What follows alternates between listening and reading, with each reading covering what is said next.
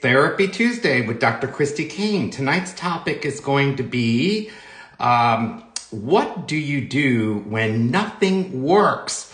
So we are going to be happy to have Dr. Kane on, and let me add her on here. I just got a text going, "Where are you?" I'm like, we still have 2 minutes. So that's all good. So what do you do when nothing seems to work? That's what we're going to be talking about tonight. Hey, Dr. Kane, it's good to see you. Good to see you. I should This say is good to be seen, I guess. good to be seen. Well, next week we'll probably be doing this in person. Yeah, that's true. You are coming in town for a few days. I'm going out of town for a few days, but I'm sure we'll touch base. We will. So I'll actually be there for 3 weeks. So tonight's topic is what do you do when nothing works out? So what advice do you have for us on this? Well, I'm not going to necessarily say I have advice. I think even as a clinician, one of the most difficult places that we get to with a client is when they feel like they've tried everything and whatever they're dealing with doesn't seem to change, whether it's depression, whether it's anxiety, whether it's relationship issues. And so I thought it would be interesting to just ask people, what is it that you do when you get to that point when you feel like nothing else works? Because sometimes we have to be able to simply go through the process, and that's not easy, and that can create despair and loss of hope and sadness. And so I thought it would be just a topic to say, how do we just hold on when there sometimes doesn't appear to be light in the morning? Yeah. So I think that's a good, I just asked everyone if they would post their comments, and we would be happy to answer them. We have a lot of hi, Dr. Kanes. I guess you're becoming really popular. Aloha, Dr. Kane and Dennis. But we don't really have any, we have SEC says, hello, doctor. We have a lot of questions, but no, or a lot of hellos, but no questions. Okay. So I think what we should, Ben, our friend in Northern Idaho says, when nothing else works, this is when faith in the Savior really comes through. It's complete faith in the Savior. That's a beautiful comment, because that's that process. In therapy, we know there's a lot of evidence-based research that shows those who attend who have a belief system are more effective in therapy than those who don't. And so I think that's an important part when we feel like that relief doesn't come, that light in the morning isn't there, then it's really turning to that internal strength, those internal belief systems, and to other people, so that that burden doesn't get carried alone. So Dr. Kane, can you see the last comment from Family Handshake? Yeah, what about those waiting on adoption or going through infertility, just as an example? That's so true. My daughter in particular was told that she would never be able to have children. And 6 years later, they were finally blessed with a little boy, but there's many who don't. And there are some heartaches. There are some difficulties that will not be relieved in this life. It will come in the next. And it doesn't work for us to say to people, oh, just focus on something else, or, find joy in other things, when in the reality is sometimes those heartaches are always going to be there. And yes, we need to find ways to decrease them, but they never go away. And some of that healing, some of that joy of the morning that we talk about is in the world to come. Yeah. These are some great questions that have come up. So if you're just logging on, we're having a discussion about what do you do when nothing works. So feel free to ask your questions to Dr. Christy Kane. This is Therapy Tuesday.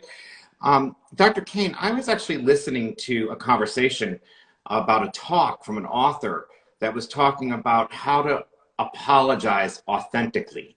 And I think that kind of ties into what you're talking about now. I'm just going by the spirit. What do you do when nothing goes wrong? Well, what about when you need to apologize to somebody?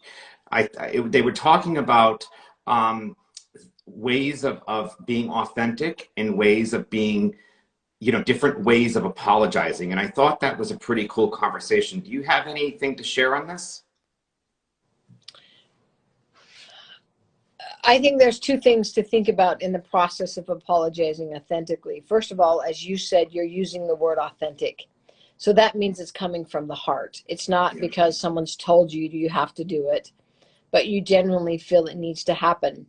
The other part of that is realizing you can't control the reaction of the other person. That's a critical factor. So when we've sincerely offered an apology, we've done what we needed to. We've offered the balm of Gilead. Another person can choose to reject it. And you can't take that personal, and you can't control that they reject it, nor should you begin feeling guilty or blaming yourself when you've taken the steps that you feel needed to be taken. That's true. So we do have another question from our friend NATA. What if you've lost faith -- struggling with your belief system? All of us, I think, in our lifetime are going to have those moments. And when those moments come, it's interesting. In my lifetime, I've received some guidance when I've had questions, and I'm going to share this counsel. Yeah. When we feel like it is our faith that is struggling, then we need to lean on the shoulders of those we trust whose faith is not struggling, and allow our testimony to mingle with theirs, because there will come a time when others will lean on us when we're not struggling. I think one of the biggest mistakes is when we start questioning and losing our faith, is that when we don't lean in to those who are strong to help us, and perhaps we begin to close off or lean the opposite, towards doubts. Jeffrey R. Holland said, doubt your doubts before you doubt your faith. I think that's true in a lot of things in our lives. And so lean to those who maybe aren't in the moment of doubting, right? Yes. So that brings up some really valid points, is lean on those who have a strong testimony. And we have our friend Ben Wilson 85 in Northern Idaho says, I love that Elder Holland would say that in one of his talks. Lean on my testimony, he would say. And Marion's daughter says, yes, my mom would tell me I could lean on her in times of doubt. I think sometimes, Dennis, what we think are doubts may not be doubts. Yeah. It's appropriate. Even the church has clearly said, it's okay to ask questions, but ask questions not to doubt, but to increase faith, right? Yes. Yeah. And that's something, I often say there's facts, there's rumor versus fiction, there's false versus truth. And I choose to lean on faith. James 1:5, any of us lack wisdom, ask of God.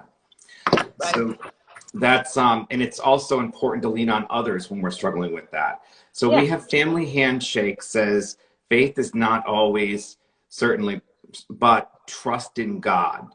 And that's it goes back to what you've said, Dr. Kane. Right. So do you have any closing advice for us as we close up another Therapy Tuesday with Dr. Christy Kane? I am going to ask you to give a shout out about your Women's Therapy Tuesday, because I saw, or Therapy Thursday with your women's group.